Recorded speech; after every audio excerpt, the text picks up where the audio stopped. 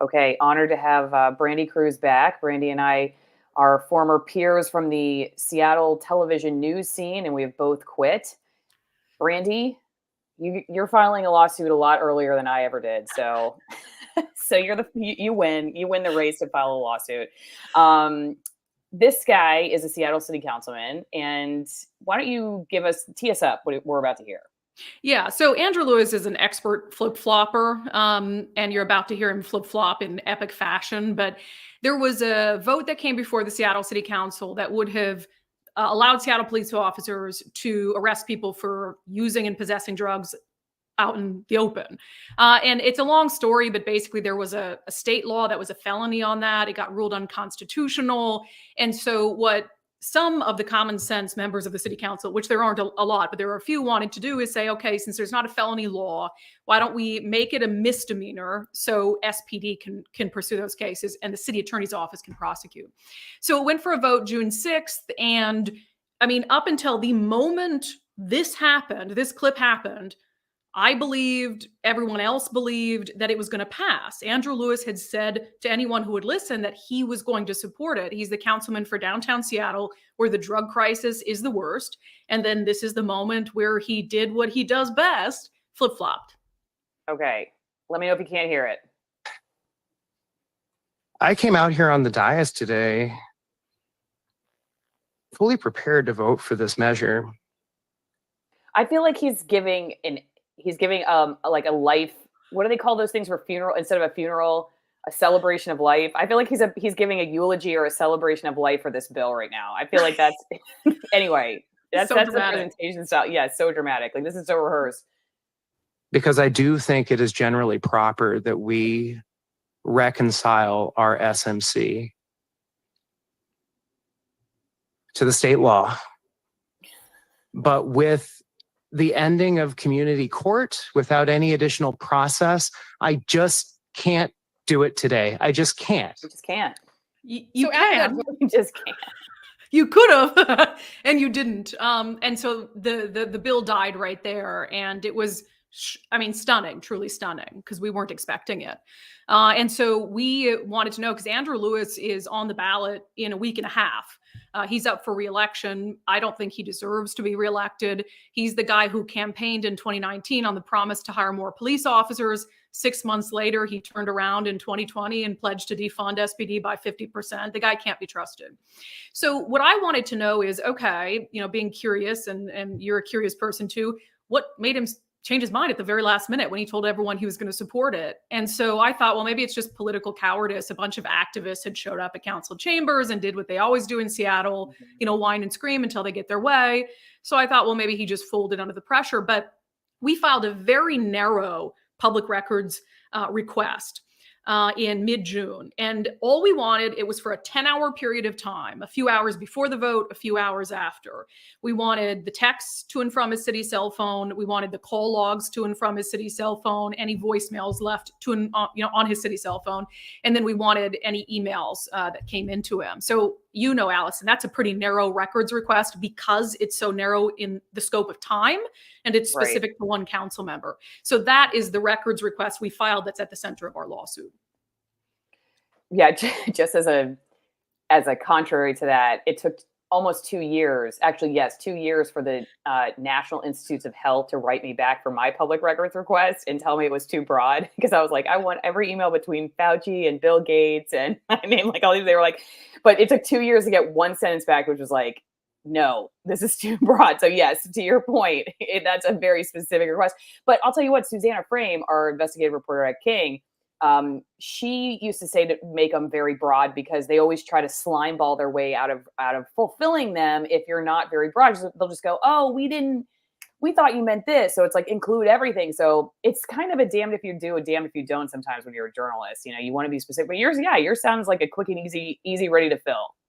Yeah, because we weren't being specific about, oh, we only want those records if they're pertaining to this vote. It was everything. So it was any calls that came, the call logs, that's non-specific. It's just the call logs. So we can figure out who's calling him, who's contacted him. Is there any undue outside influence that resulted in this really important bill being killed?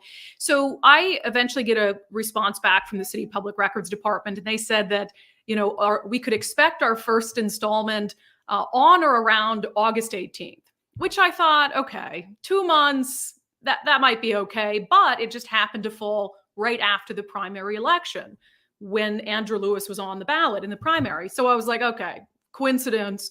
And then we get some records back on August 21st. They weren't very interesting. It was basically just some emails that had come in to a contact form on the city website with constituents who were either angry at Andrew Lewis or supportive of him. So none of his cell phone data. And then they told us the next installment would come on or before or on or around November 10th, which is 3 days after the general election. One coincidence, maybe. Two coincidences, absolutely not. And 5 months to get records pursuant to a request that was so narrow. I've done hundreds of records requests. That's highly unusual. And so the Citizen Action Defense Fund has sued the city of Seattle on our behalf, seeking the release of those records and also trying to collect any other records that might explain whether there was any intentional wrongdoing or bad faith. Okay, somebody over on Locals is asking about what keeps her from requesting other city council phone data from the same window of time. Well, I mean, we wouldn't get that any sooner. So Andrew Lewis to me was the priority because Andrew Lewis, I mean, I'm sure for other city council members, there might be some interesting stuff, but Andrew Lewis is the only one who voted in a way that he wasn't expected to vote. I mean, Shama Sawant, we knew how she was going to vote. Tammy Morales, who's on the ballot, who's, kind of Shama Sawant light. We knew how she was going to vote, not a surprise. Dan Strauss, who is up for re-election, who I also don't particularly think deserves to get his job back. We knew how he was going to vote. Andrew Lewis did something unexpected. And so one of the reasons I made it so narrow and so specific to Andrew Lewis is so it would get to me quickly. I wanted to know whether anyone, improperly influenced his vote before the primary election. And when that didn't happen, I thought, okay, well, we need to find out if there's any there before the general election. So, adding on to that request when we already weren't getting the records back for our narrow request wouldn't contribute to us getting that request any sooner. But as part of the lawsuit, there will be kind of a discovery process where, staff members, for instance, who work on public records will be, our attorneys will be asking them to provide documents as well that weren't specifically only what we had asked for as a way to try to paint a picture of what was happening behind the scenes. Do you think you're going to get this information before the election? No. That's all I want, right? I mean, if they were going to hand it over before the election, great. I mean, I don't know what that would mean. Our attorneys would have to decide what that meant for the lawsuit. I don't think that's going to happen. And now that it's the subject of the lawsuit, I don't know how long it would be. But what was our alternative? To just sit back and be like, okay, I guess we get it when we get it, or to let them know that we weren't going to stand for that. We weren't going to assume it was something done in good faith. We weren't going to assume that it was two coincidences in a row. And sometimes, the best path forward is to go after them. And we've seen that with a lot of public records lawsuits against both the city of Seattle, related to text messages that disappeared around the Chaz Chop time. And then at the state level, they've had a lot of public records issues. So they need to be put on notice. And also, if they come back and their argument is, maybe we don't have enough staff to fulfill these in a timely manner, then we need to pursue sort of more clarity in the law. I think the government has way too much leeway under the way that the Public Records Act is currently written to decide for themselves what a timely manner really means.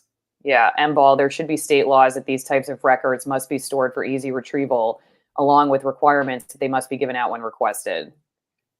Yeah, and I will say, and this is actually part of the full lawsuit. You can read it in its entirety for yourself, but it's something that we mention around the time that we got, told that the second dump of records would happen after the general election. I had reached out to a different council member because I just was curious, okay, how long do these requests usually take? How long do council offices have to retrieve information that the records office is trying to get from them? And I reached out to council member Sarah Nelson and I asked her that question. I said, hey, I'm not trying to rock the boat between council offices, but does this seem unusual to you? How long do you usually have to retrieve records? How does that work? And she was very surprised. at the timeline they were giving us. She said that she couldn't explain it. And she actually referred me, and this is in an email that we document, she referred me to the ethics office. So that right there told me that here you have another council member who also is looking at that timeline and thinking this isn't adding up. That's so interesting. Well, somebody over on Locals has a question that I was going to throw your way, kind of more generally speaking. Has anyone in mainstream media covered this coincidence? And I wanted to throw onto that, with Jonathan Cho, for instance, also former TV reporter in Seattle, we know that they don't consider him a real journalist. So I don't say they. Okay, let me qualify that. Some Seattle politicians, Dow Constantine's office, the executive for King County, for instance, they specifically, like, he's got audio of them saying that he's not supposed to come to these press conferences because he doesn't work for a mainstream news outlet. Essentially, he's not really a journalist. And so I'm curious if you think that any of their games that they're playing with you are because they think they have somehow more room to wiggle because you're independent now and you're not with one of the big box brands at this point. So Brandi, drink on that for a second. All right, real fast while I tell people about some amazing wine. If you have any wine, Brandi, go ahead. Whatever you're drinking, feel free. You have some time. Don't forget 50% off my favorite Malbecs, 50% off shipping, AllisonWinePromo.com. These are extremist altitude wines. We were tearing apart kind of Travis Kelce's Pfizer commercial, the 2-for-1, because you get your new COVID shot, your 80,000 COVID shot, and your flu shot at the same time. Here you get extremism and wine at the same time, also 2-for-1. Okay, he's not the only one that can play this game. So you want to be an extremist, you don't want to go to federal prison, you want to have a great glass of wine at the same time. This is a great way to do it. One's from almost 9,000 feet. They're all from 6,000 feet plus. Remote regions, fewer pesticides, hand-picked grapes, natural fermentation. You can't get this grocery store wine. Why would you want to? Go get it at AllisonWinePromo.com. All right, it's a great way to support my work. Also, just like I was saying, over at Locals, AllisonMorrow.locals.com, you can put questions in ahead of time for interviews. It's a great way to go one-on-one with some of the most censored people on the internet, and a great way to support my work, because when you go one-on-one with the most censored people on the internet, the platforms typically don't like it and you don't get paid. So it's a great way to, so I get censored along with it. So it's a great way to support my work. Okay, so let's go back to that question, Brandi. And Brandi's also on Locals, right, Brandi? Yep, BrandiKruse.locals.com. Okay, and yeah, before we go any further, where can people find you? All that good stuff besides Twitter. Here's your Twitter. Yeah, I mean, at Brandi Kruse on Twitter. Facebook is one of our biggest platforms right now. So same thing on Facebook. I'm on Instagram at Kruse News. See what we did there. And then our biggest independent platform for us is Patreon. It's patreon.com/undivided. But there's one easy place you can find everything Undivided. It's undividedpod.com. Great. Okay, so what about that question? Has anybody covered your lawsuit and this trickiness? Did anyone cover his flip-flopping? Oh, yes. So all the mainstream media, it was as surprising to them as it was to everyone else. And so that was covered widely. And I don't know if any other media outlets submitted records requests similar to ours or on the same topic as us. I have no idea. So that was well covered. Now, we, were very clear when we decided to publicly talk about these coincidences. I would say about a month ago on the show, and how it just didn't add up to us. This is after we'd tried multiple times reaching out to the public records office, asking them to explain for us why it was taking so long, offering to narrow the request even further, which they didn't even respond to. So we're giving them opportunities to have to give us less data, and they're not even responding. And that's why when we talked about it on the show and we were contacted by the Citizen Action Defense Fund, and then when they sued, they did send out a press release, and there were a couple outlets, but certainly not what I would consider mainstream, or as you said, the big box. I think the Linwood Times and Center Square, which is like a new version of the Associated Press, covered it. But certainly not you know how it is when you leave TV news and you're critical of them, you're persona non grata and you're an untouchable. So I just think it's so weird because it to me, it reflects that they do care about something more than ratings, because a lot of this would be great for ratings. Yeah. They care. There's more of an ego power trip thing there that matters more than ratings, because they would totally go for this otherwise, I think. 100%. Yeah. If I've done it, if Cho has done it, it's hands off. I mean, they'd rather not have a good story or not bring a good story to their viewers or not keep their viewers informed than dare have to mention our name on TV, give us credit for anything. It's really, I mean, it's not surprising, but that's the state of things. It's funny. It is funny. Okay. Let's go back to the original questions here. So Scott McVicker, government as a service to the public becomes leadership of the populace in a direction that has already been decided by qualified persons or unqualified who collectively agree they are morally correct about their desired ends. Bothersome questioning like public records requests are an annoyance to be discouraged. Semi-independent thinkers who see flaws in the collective's reasoning may occasionally voice a contrary opinion until they are yanked back into line by those higher up the chain, sometimes at the last minute. See corporate management structures, COVID policies, and suppose climate emergencies, for example. I will just add to this, even though it's more of a comment than a question, but this is my question. What do you think of the communications departments and having worked for one that really are more publicly funded PR firms for elected officials or even non-elected officials, more so than they are a communications department that works for the public to service transparency and exactly this, public records? I mean, it's just like an accepted reality that the communications department is there to spin the reality. To me, it's like, wait a second, and I feel like I felt very lucky that when I was at the Department of Natural Resources, they actually had this idea that I should do this journalism report for them separate from the communications department. I was like, thank God, because I would have probably been fired on my first day instead of my 2-year anniversary. Still got fired. It just took a little longer. But I got to stay away from the policies. And actually there was one point in time where they were like, maybe a DNR report should be about this thing that Hillary is pushing through the legislature. And I was like, I don't want to do that. I want to get into policy because I don't think that's a good idea. I want to keep my role separate. And they were like, okay.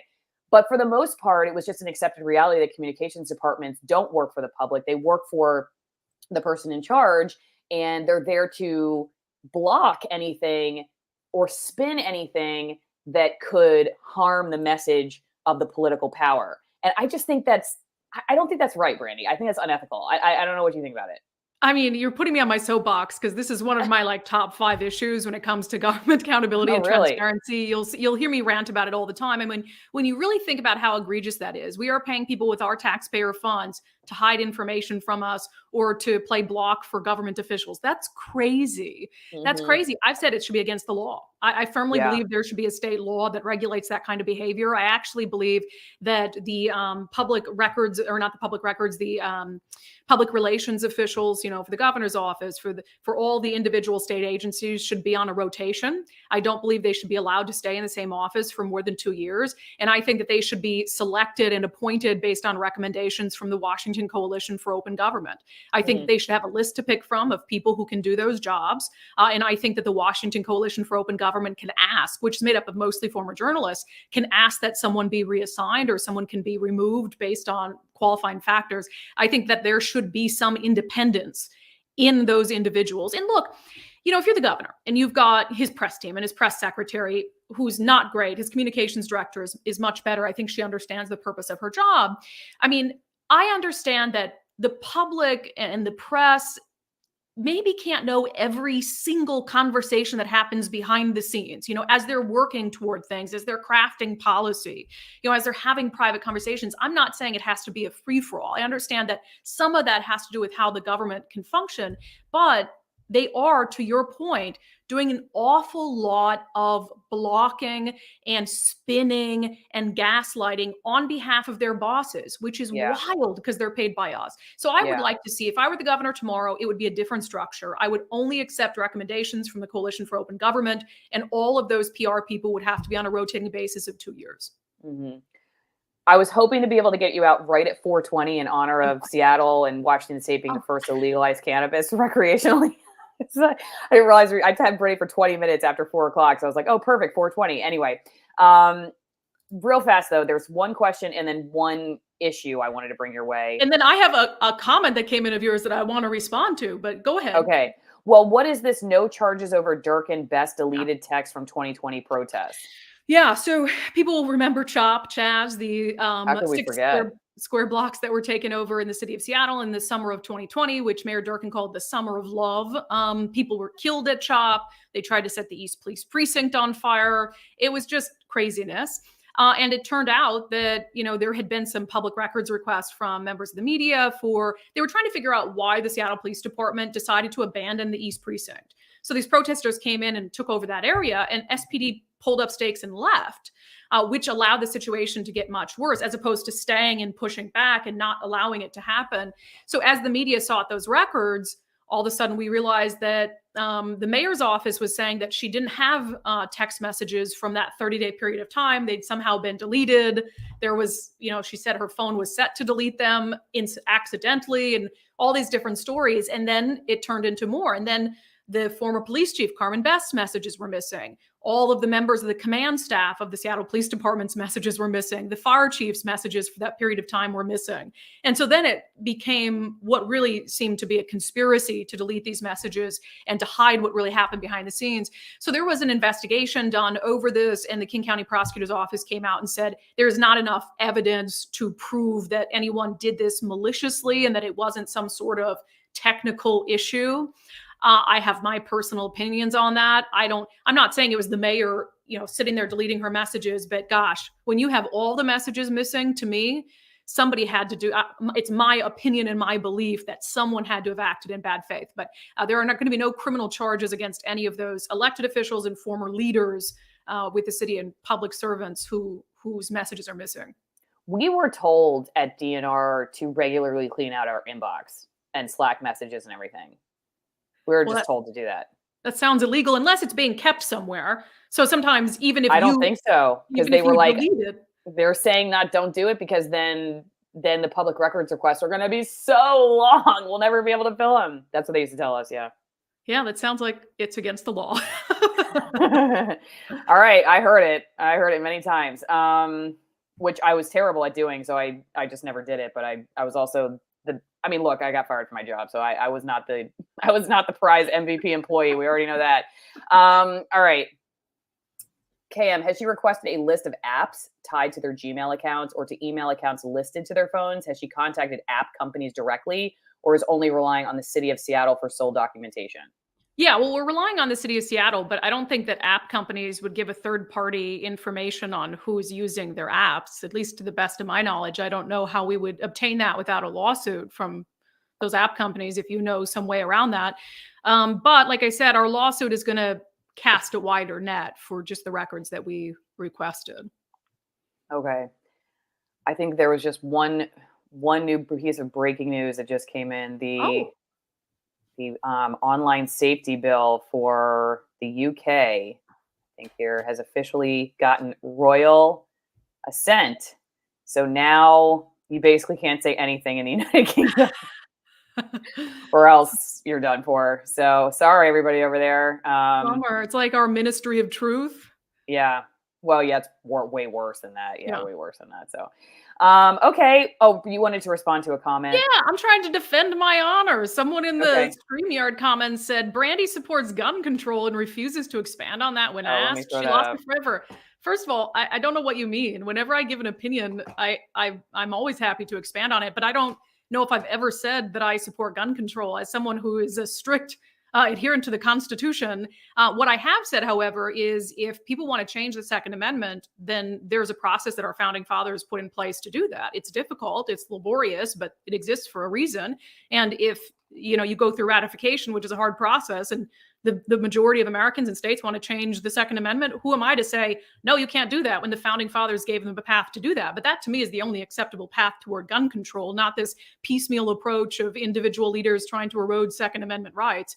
So yeah, I'm not in favor of quote unquote gun control. I mean, there's some things I think are common sense, like some safe storage stuff, et cetera. One of the other things that I've said is if Democrats were out here taking gun crime seriously, if they were refusing to give plea deals to people, violent criminals who actually commit crimes with guns, if they weren't in Olympia proposing bills like the one they proposed that would loosen the sentencing standards for people who commit drive-by shootings and murder someone, if they were doing everything right and saying, we think crime committed with guns is serious, and we're not letting any offenders off the hook, we're throwing the book at them, and we're not passing these bills to water down punishments. And then they came and said, hey, here's some other things we want to do.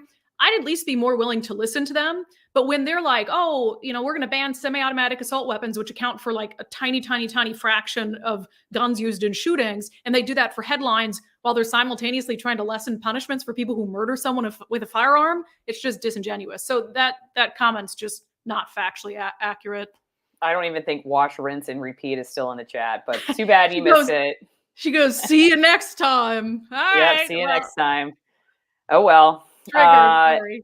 Yeah, I mean that's it's funny because there's so much similarity between alternative media and the big box brand behavior because of audiences hardline approach to hearing people with different perspectives and people will often say, you know, I don't watch the corporate press because they just want to tell us what we want to hear and they're just all about ratings. But then they carry that behavior into the alternative media world and they're like, I like this that you said and this you said and this and you said this, but you said one thing that was like, I won't listen to you anymore. And it's like, well, how do you think the corporate media kind of does, how do you think it got to be what it is or why they do what they do? Because it's exactly that attitude. You know, people, they'll give you what you wanted. And then if you stuck around, I'm not saying they would be different. I mean, obviously they have their own special interests, but it does affect the alternative media sphere in a very similar way. Audience behavior, it is what it is. And, some people just want the ratings. They're not willing to speak up, even if they know that their audience is going to not like it. And I think that's problematic. But anyway, I appreciate you, Brandi. I appreciate your coming on. Anything else you want to say before you go? No, somebody was making fun of my accent. Minnesota, I say my A is funny, just a thing. But yeah, that's a fascinating. Yeah, somebody wants you to say assault rifle to hear you mispronounce the letter A. Maybe I'll just say weapons of war so I don't have to mispronounce the A. No, but it's Weapons a fascinating point you make. I see that too. I've never been a Trump fan and I'm always honest about that. Even though I have much more in common with Republicans and share their policy perspectives, I just don't like the guy very much. And every time I talk about that on my show, even though they might agree with me on 90% of things, I'm like, say one thing I don't like about Trump and I just lose subscribers like crazy. Yeah. I'm like, all right, that seems like a very liberal reaction to hearing something you disagree with. Well, what I do is I just tell people that I voted for my daughter instead of Trump. Was she a year? No, she was 6 months old. So then it's like, well, I'm not saying I like him or I don't like him. I'm just saying I voted for my daughter. Yeah, I voted for Joe Jorgensen, the libertarian. So, I think I voted in 2016. I did. In 2020, I voted for the libertarian Gary Johnson, but I don't know why. Honestly, it was dumb. I mean, he wasn't really like a favorite choice of mine, but I just did. And then, in 2020, I was like, I'm just done with this. I'm just voting for Lily. I'm writing her in as a candidate so I can show her that I voted for her for president. Anyway. Yeah. Oh, well. Love it. Good luck. Thank you. It is what it is, Brandi. You're still on it. You're doing great. So I always appreciate your willingness to come on. Thanks everybody for your support. I don't think I have anything else to say. So I'll see you guys next week. Take care. Have a great weekend.